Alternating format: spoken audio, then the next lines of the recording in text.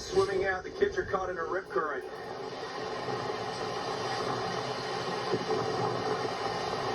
That's one kid. There's 3 other kids that are trapped out there. And the surfers don't even realize it. Wow. Caught on camera, lifeguards racing to the rescue of a group of kids struggling in rip currents along the coast in Jupiter, Florida. And those kids are all okay, but it is just a reminder of how quickly you can find yourself in trouble in the water. Joining us now is Bobby Zeitler, the witness who recorded the rescue as it happened. Tell us what was going on before that video clip started to alert you to what was happening. So I decided to take a spin up by the beach because I heard the surf was really good, and a lot of friends were out surfing, and I'm friends with a lot of the lifeguards too. So I cruised up there, and I was there for no more than 5 minutes at the Carlin Park Beach at the Civic Center, which is kind of on an elevated deck.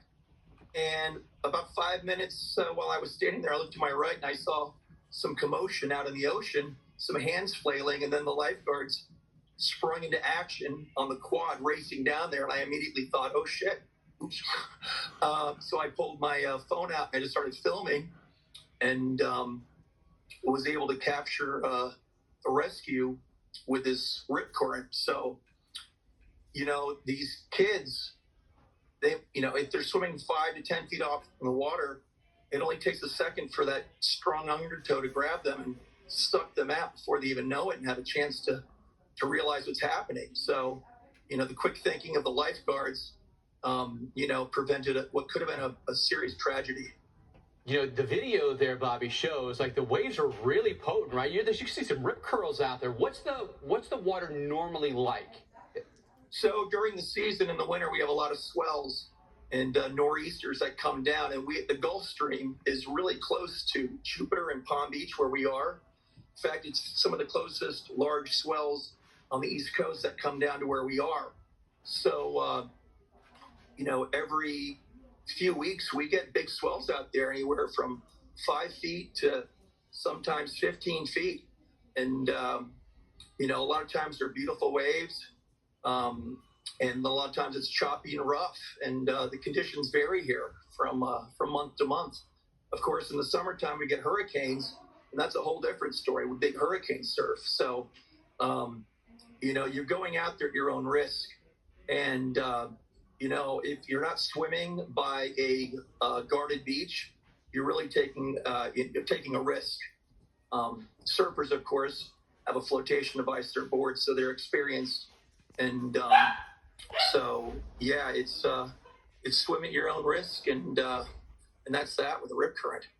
Yeah, and looking at the video, you can tell there's a lot of energy being pushed toward the shoreline. Those waves are crashing toward the shore. But in your video, it does look like you can see the channel of water going the opposite direction away from shore. Could you see that? You could see the discoloration of the water from the blue water to the darker water, and you could see it boiling up because where the waves are coming in right there, it's a sandbar. So with whatever the tide is at the moment, it's kind of creating a suction, from the surf going back out and then coming in at the same time. So it can create this vortex and this quick rip. And right, breaks in the sandbar, right? Yeah, exactly. So it can happen quickly. If you're a surfer, you don't really, you've got your board, so you can kind of, weave in and out. But if you're just swimming out there, you can feel the pull pretty heavy. You can clearly see, Bobby, how much expertise and how strong a swimmer the lifeguard is going through those waves, right? But you also had some help, it appears, from some other surfers. Oh, yeah. Some other guys sprang into action. In fact, I know the lieutenant there, Phil Harris. I've known him forever, and from surfing. And these guys, they train nonstop just for these types of incidents. So, but yeah, there were some bystanders there that sprang into action. There was a guy visiting from Miami, his first time to this area. He's actually from Spain, living in Miami now for a couple of years, and he was just there. And I saw him coming off the beach, and I did a quick little interview with him myself, Guillermo, and he kind of assisted in helping the kids come back in.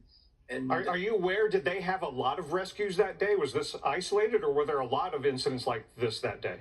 I do not know how that day went. I do know on any given day, these guys are definitely assisting different people with different situations. So, but when the surf is up here at Jupiter Inlet, you definitely got to be aware of your surroundings and have situational awareness, especially the parents that have their kids frolicking by the shoreline. It's like you got to really pay attention. Well, Bobby Zeitler, thanks for being with us. Appreciate your time tonight. Thank you so much for having me. Yeah, how scary to know that something's going on, but Yeah. the realization that there are lifeguards there. That's why you've got to be swimming at these guarded beaches. This might have turned out very differently had they not been doing so. Absolutely, and the video clearly shows how dangerous the water can be and what true heroes lifeguards are.